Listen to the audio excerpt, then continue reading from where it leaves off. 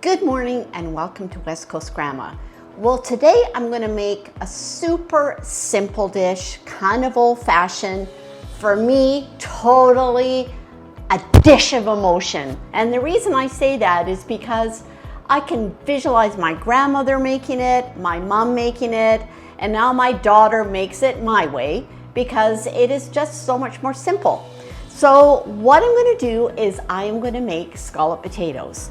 Now, I know if you look it up, it's kind of complicated. You make sauce and, usually it has cheese. I don't put cheese in, but it's so much more complicated. And I guess way back, meals used to be a lot more simpler. People had to prepare quickly because they had kids and all, but now I still think the same thing applies, that we need things to be simple because people are busy, kids are running off to sports and play dates, and people live further apart, so we need the simple recipe. So today I'm going to share how I put together really simple scalloped potatoes. And like I say, for me, totally a dish of emotion because I love them left over.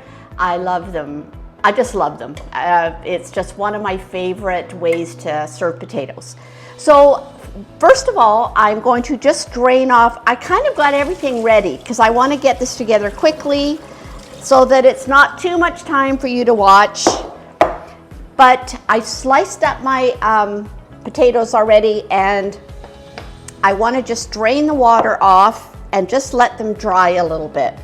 So I'm just going to dump them all onto a tea towel here because I don't need all that extra water. All right, so we're just gonna let these kind of dry for a minute. So what I've done is I've peeled potatoes, I've sliced them, fairly thin. I have one onion sliced just, in little thin strips. But I have to just say, look at these onions. These are still out of my garden from last year. They're just beautiful. Anyway, I need to get my spray oil, which I will spray my dish, my good old pottery dish. I'm still that era that loves pottery. There we are. So we're just gonna spray that a little bit there. Now, this is how simple this recipe is.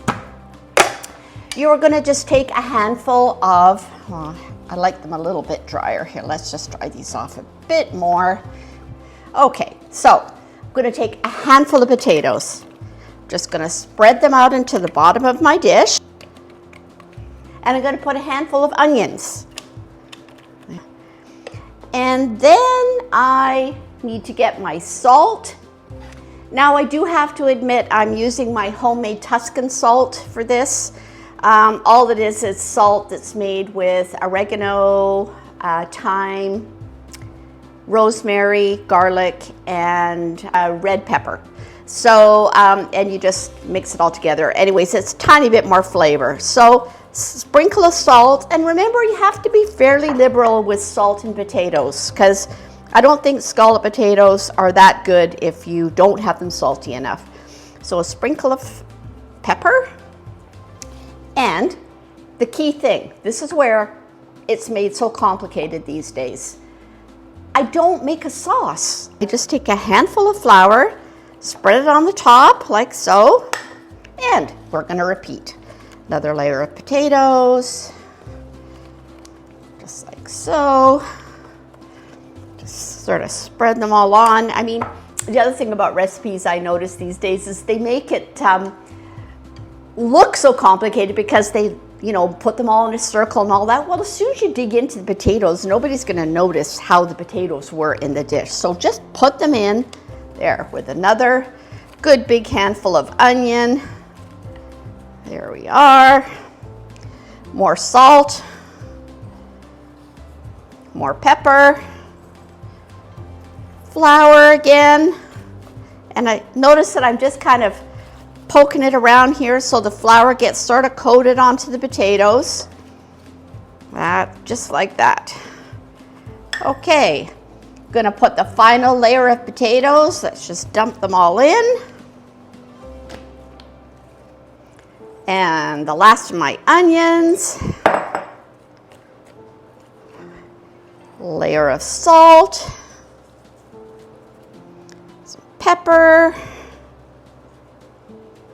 and a bit more flour. Now, just because I'm saying a recipe and I don't actually have a recipe, I would say probably altogether it's a good half a cup of flour. Might even be a little bit more than that, because it just creates its own sauce when it cooks. All spread nicely in there. I'm just gonna rinse my hands off. There we go.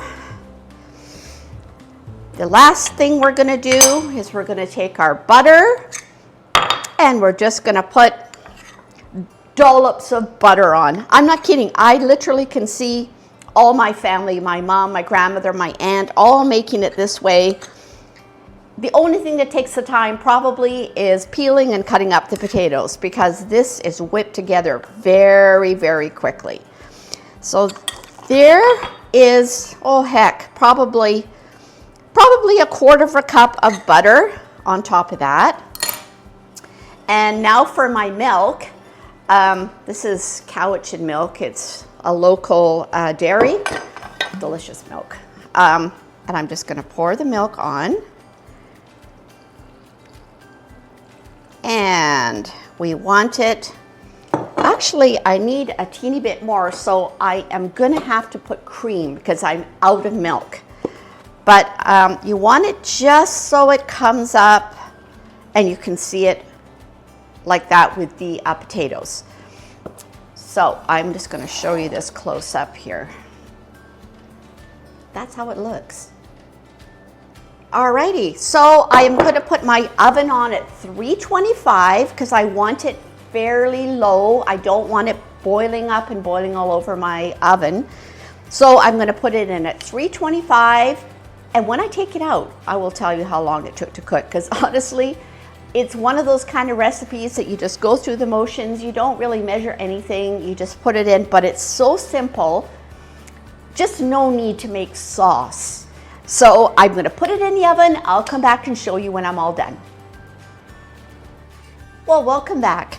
So that took 2 hours to cook at 325. It did not boil over, so that's a good thing. So now, I have to run out, so I'm not really letting it sit, but if you let it sit for a few minutes, it's even better.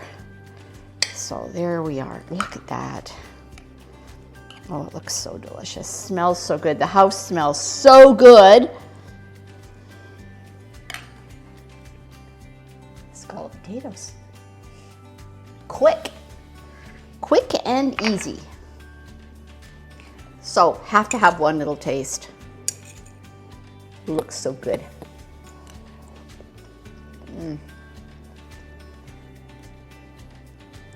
Delicious. Emotions in a bowl.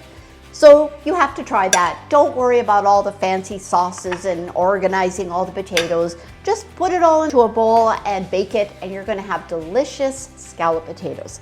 So I hope you found this helpful. West Coast Grandma is signing out.